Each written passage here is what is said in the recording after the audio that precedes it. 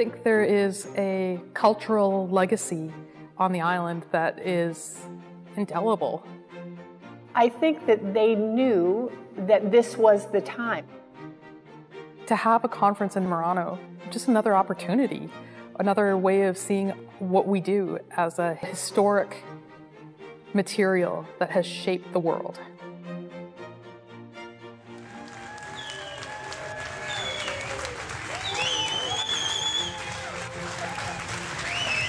I hope that there would be an exchange for this conference, that people would see the material differently, that they might see opportunity for growing it in a different way. Normally in Murano, the people work in the same way because everybody works glass. And it's very strange to stay everybody in the same island, very small island. Because every morning you say hello, hi, every morning, and then we talk about glass. In the past in Murano, we have the mother rule for the Muranese people to work, to blow glass, to work in Murano. Working glass, for example, we have a different studio, metal studio, wood studio, but every studio's focus in glass. Metal studio is to make tools for glass, wood, make a mold for glass, everything turn around glass. It's part of their history, it's part of their life and how they live every day. Especially, for example, these days.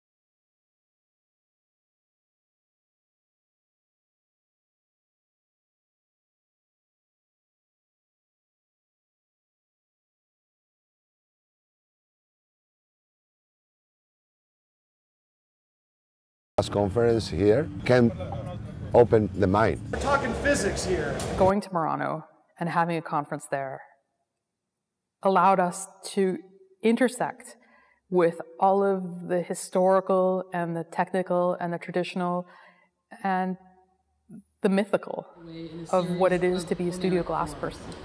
Videos to do so.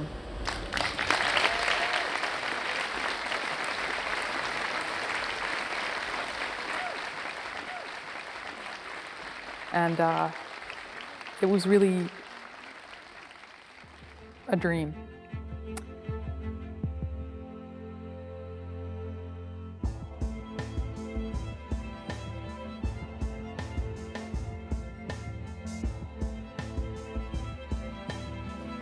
Mostly people in Murano think if you have a secret, it's possible only you make some pieces. But this is a real only in the past. Okay, this is the Veronese day. I think it's a very important. The Murano come in the international view, more open. Because when the door is open, some secret go outside, but other secret come inside. The ability for people to go in and see pieces of history in that way was an incredible thing.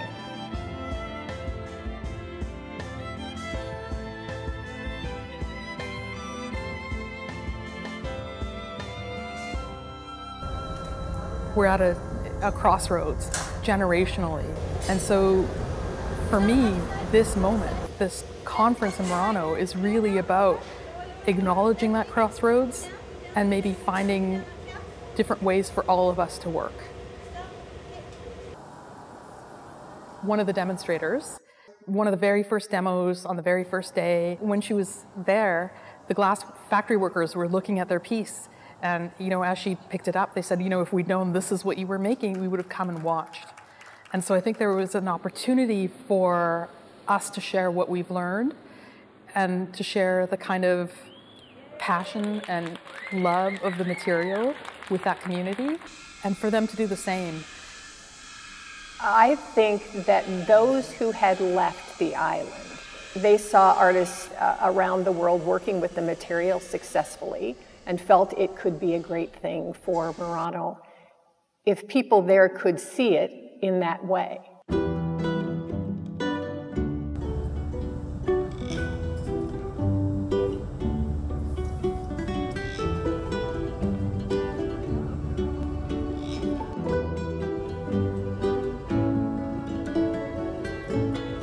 In Murano, the people have a very, very good skill because normally make a production. Many pieces every day, and the skills are very good, fast. But when you make every day same, the mentality is so visual, so close. And I think the Muranese people, now we need to look outside. Sometimes you're lucky enough to be in an area where there's good artists around. With the gas conference, now two different mentality fused together with the gas conference. The Muranese people and the international guys. I have a suspicion, I have a hope that from that arises a different way of thinking, not just for them, but for us as well. I think it was so successful and so joyful on both sides of that. And that's what makes me really happy, is that people in Murano did see something that they hadn't seen before. There's room for everybody, and that's beautiful to see. That's really beautiful to see. But I think Lino and Pino brought a lot of that into America. But when they first were coming, the Moraneses were so pissed off at them both for like sharing all the secrets and stuff. And now I think people realize that's their only way for survival.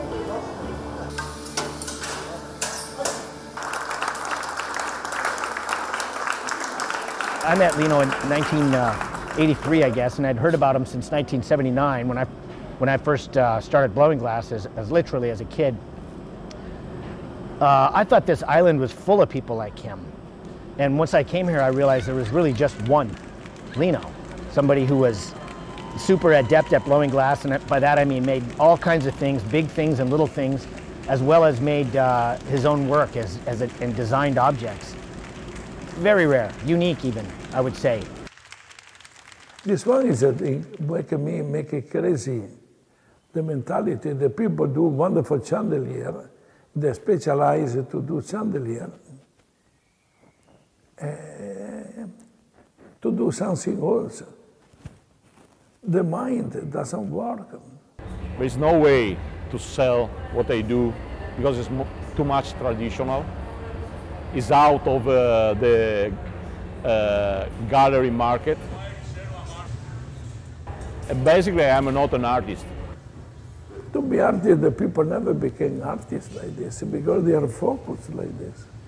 That's all. Depends on the point of view, but for me, is the border is very thin between being an artist or be a good artisan.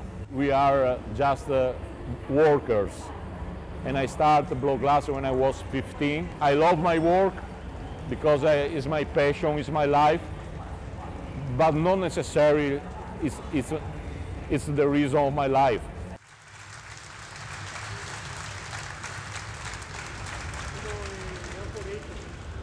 are open-minded to the contamination with new artists, a new way to make glasses with worldwide artists that came from worldwide. Somebody pay attention. That's why Moriti is very few people there. It's unbelievable how they work, you know. And I go every morning, and then I very always to see how they work. For me, you know, I am sick about glass, you know, and then I like it. I like the people. With the people working glass, I'm amazing. Still, I like it very much. I appreciate the skill, the people, they do in very small ways. This is a place with some of the most talented makers in the world, inarguably. They have all of the infrastructure here to do anything, but it's slowly going. Let's try to not have it be gone. I think this kind of connection and link that we are creating now between Murano and the rest of the world of the glass is the most important thing that we have done from several years. It's very interesting to go over than traditional glass. But in US, I found another different step, the art glass, different visual. And when I came back to Murano, I want to change some mentality. I'm sure they're thoroughly impressed with their skill level and the fact that they work in the Venetian style. They got to feel kind of proud in a way, but yet, you know, there's also the whole secretive thing that you know, they wanted to protect and isolate, but it's now wide open. Being back here on this island is truly very special. You know, the experience that I had here in the late 70s, I wrote to about 4 or 5 different factories, got one response from Venice. It was a telegram from Ludovico Santiana, and he said, come along, we might make arrangements for work. So it was a full-on long shot. I went for it. The man just arrived, Paolo, is the partner of my father for 50 years.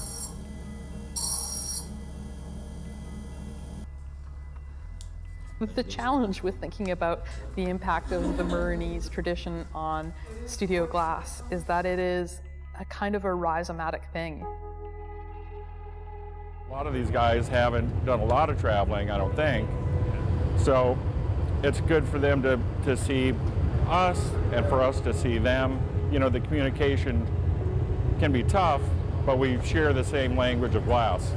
You know, you see the objects that Jim Mongrain makes. You know, he makes these objects that are informed by the Muranese tradition, but not of the Muranese tradition. You know, these guys have the hands and the skills, so they can pretty much do whatever they want. It's up to them.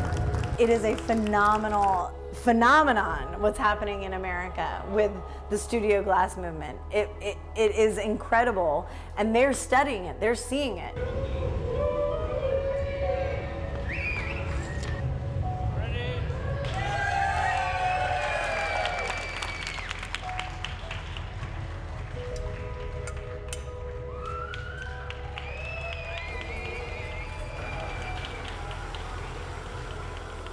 In the United States, they connected together and they share the experience. You know, I mean, the whole secretive thing came around due to the fact that glass was such a big part of the glass economy of the Venetian city-state, you know, and they wanted to isolate it and protect it so they could, you know, kind of capitalize on it and not have it be spread around. So, you know, now that it has, you know, many, you know, centuries later, they have to realize that it's not a threat. You know, I mean, when the tide rises, all the boats rise together, right?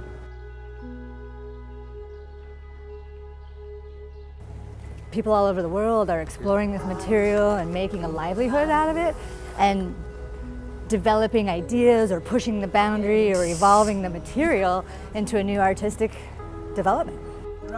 The Glass Art Society decided to have the conference on Murano because it's a mecca. This is the first time that it is possible, or would have been possible, for us to have a conference there. Even just a few years ago, say 3 or 4 years ago, I think the idea was floated, and there was no way that the Muranese were going to allow all of these international glass people to come in for a conference like this.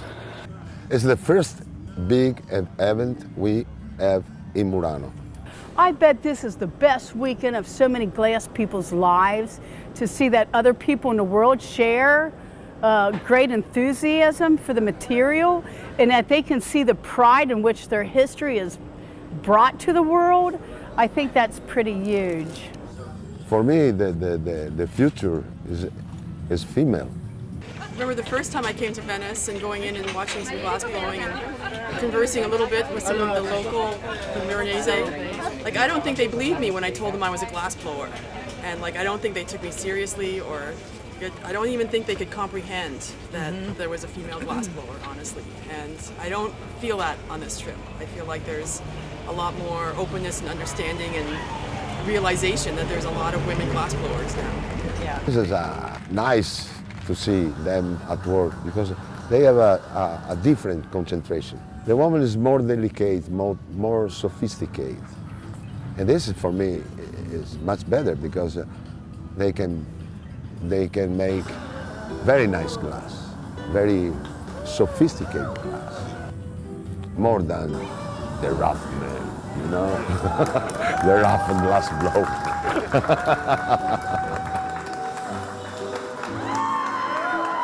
Certainly, in the world of studio glass, women are very strong. And I like to thank the younger generation of women coming up for really pushing the envelope. Simona Attendees, who was on our committee, the day after sent me a picture of his 17-year-old daughter blowing glass in his shop for the very first time. And he said, "This is the power." It was really an incredible thing. And there she was at the bench, and he sent me pictures of that, and I thought, then we succeeded. She saw a different way. She saw it. She saw other people seeing this as a career and a life that you could have. And it was interesting, and people were excited to be there and watching each other. Now, everybody sees different possibility to make different glasses and different mentality.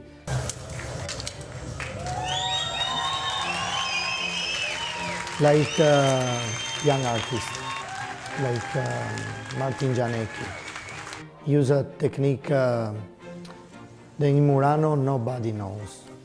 And many people told me about this. And this is a very good sprint for the Muranese young people. It's my hope that we've shared some of the joy and some of the knowledge that we've gained over the years.